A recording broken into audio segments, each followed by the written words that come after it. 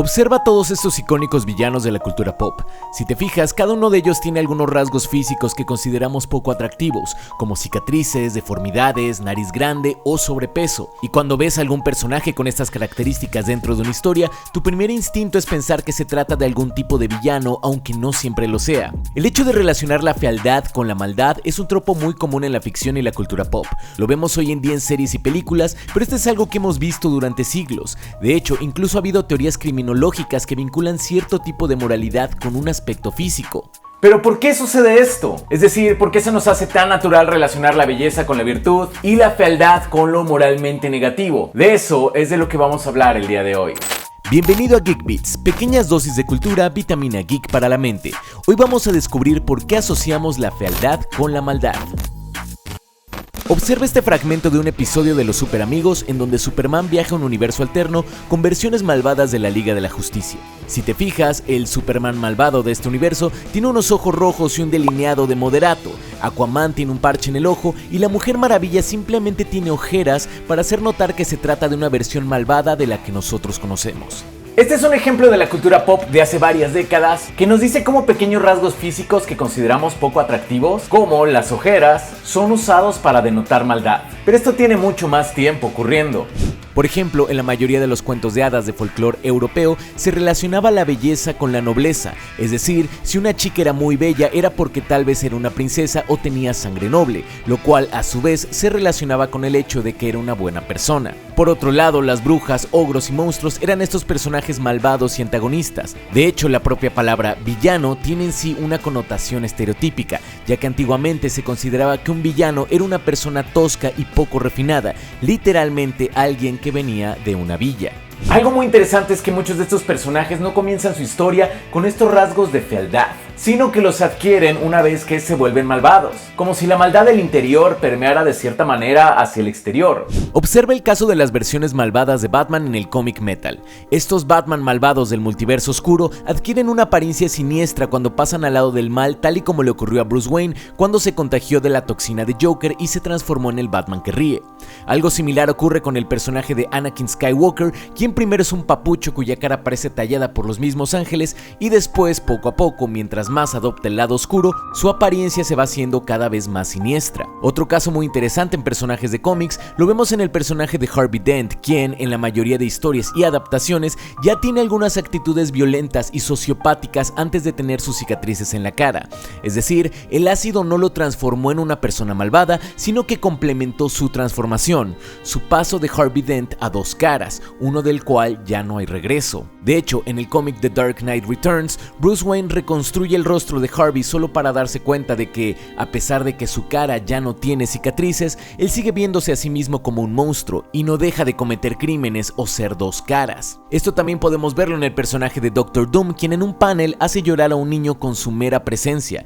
Cuando Doom le dice a la madre que tal vez su hijo comenzó a llorar debido a su extraña apariencia, esta le confiesa que esto es imposible ya que su hijo está ciego. Sin embargo, para estas fechas este tropo ha sido tan utilizado que incluso compañías como Disney, la cual básicamente hizo su fortuna a través de clichés y cuentos de hadas, han encontrado la manera de darle la vuelta. Uno de los primeros intentos de Disney por romper con este cliché de belleza es igual a virtud podemos verlo en la película La Bella y la Bestia de 1991. Aquí, el villano Gastón es un personaje atractivo y que tiene la admiración de todo el pueblo. No obstante, conforme la película avanza y sus actos se vuelven más malvados, lo vemos también cambiar físicamente. En su última escena, en donde se enfrenta a la bestia, lo vemos despeinado, haciendo gestos cada vez más viscerales y con un lenguaje corporal más bestial, por ponerlo de alguna manera. Por otro lado, la bestia parece tener actitudes y posturas cada vez más humanas debido a que Bella ha cambiado su manera de ser. Entonces, si te fijas, a pesar de que intentan cambiar este cliché de que lo bello es lo bueno, al final los personajes sí siguen tendiendo hacia lo mismo. Pero bueno, para 1991 se me hace un excelente intento. Pero a todo esto, ¿qué es la belleza y por qué la consideramos tan importante? La belleza es un valor estético y se le define como la cualidad de los entes que los hace placenteros de percibir. La fealdad en este caso sería lo contrario, el alejamiento de la belleza. Pero aquí hay una pregunta muy importante, ¿la belleza es objetiva o subjetiva? En otras palabras, ¿depende de la opinión de cada quien? Si echamos un vistazo a los anuncios publicitarios de varias décadas, nos daremos cuenta fácilmente de que lo que consideramos físicamente atractivo varía dependiendo de las modas, la época y el lugar. En este caso podemos apreciar que distintos tipos de cuerpos eran considerados atractivos en distintos años. Esto se hace mucho más evidente cuando comparamos los cánones de belleza occidentales con los de algunos de otros lugares como Fiji, Tahití y Jamaica, en donde los cuerpos voluminosos y el sobrepeso eran o son vistos bellos porque se asocian con la salud, la fertilidad y la vida social. Por otro lado, hay filósofos como David Hume que dicen que la belleza sí tiene un grado de objetividad, ya que los seres humanos tenemos una preferencia a ver personas que aparentan buena salud y tendemos a preferir la simetría en los rostros. Aquí también vale la pena aclarar que distintas culturas perciben la buena salud de maneras diferentes. Sin embargo, incluso en estas regiones diferentes al occidental se asocia lo que consideran feo con características morales. Por ejemplo, en Fiji se piensa que las personas muy delgadas no son confiables. Este tipo de prejuicios y vínculos entre la moral y lo físico también han sido llevados al lado de la ciencia, ya que en el siglo XIX un criminólogo italiano llamado Cesare Lombroso estaba convencido de poder reconocer un criminal o potencial criminal únicamente por sus rasgos faciales como quijada grande, ojos profundos y nariz aguileña. ¡Ey! De mí no vas a estar hablando, ¿eh? Sus investigaciones han sido obviamente refutadas hoy en día, pero desde la antigua Grecia se pensaba que los seres humanos teníamos 4 tipos de personalidades o temperamentos, y que tu aspecto físico revelaba cuál era el tipo de personalidad que tenías. Esto también ha sido desmentido, pero se parece mucho a algunas teorías de diseño de personajes en las que te dicen que aquellos que son diseñados a partir de un cuadrado o rectángulo son percibidos como fuertes y confiables, mientras que aquellos que son diseñados a partir de un óvalo son percibidos como amigables o inofensivos. Obviamente la teoría de diseño de personajes va mucho más allá de esto, pero son ejemplos de cómo ciertas figuras o detalles visuales nos hacen pensar en un tipo de personalidad. En otras palabras, los seres humanos le atribuimos características morales a lo que vemos. Un excelente ejemplo que juega con nuestras percepciones de lo que consideramos personajes moralmente buenos o malos lo encontramos en la caricatura Más allá del jardín. Aquí, los personajes a menudo no son lo que parecen. Por ejemplo, el lobo gigante es simplemente un lobo en problemas. El gorila que aparentemente intenta atrapar a los alumnos es una persona atrapada en un disfraz pidiendo ayuda, y esta señora tenebrosa que hace sonar una campana realmente es una tía preocupada por el hecho de que su sobrina no se vaya a comer a alguien. También podemos ver algo similar en la serie Avatar: La leyenda de Aang en el personaje de Zuko, quien al principio es presentado como el típico antagonista molesto que siempre pierde e incluso tiene una cicatriz en el rostro, la cual, según la cultura pop, es un rasgo inequívoco de que se trata de un villano. Sin embargo, conforme los capítulos van avanzando, vemos un proceso de redención en él, lo vemos cambiar de manera orgánica hasta que al final termina convirtiéndose en uno de los héroes que salvan al mundo junto al Avatar, con todo y su cicatriz. Pero aquí la pregunta es ¿por qué vinculamos la moralidad con la apariencia física? Un primer punto muy importante, como ya vimos, es que socialmente estamos predispuestos a aceptar ciertos estereotipos. Pero también existe otra explicación, que viene de la mano de un par de fenómenos psicológicos llamados efecto halo y efecto cuerno.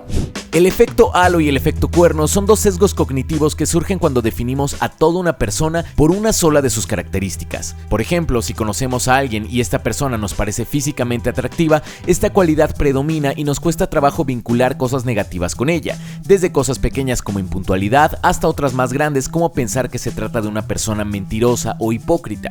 Esto es el efecto halo. Por otro lado, cuando conocemos a una persona poco atractiva, nos cuesta trabajo vincular cosas positivas con ella a pesar de que no la conozcamos. Esto es el efecto cuerno.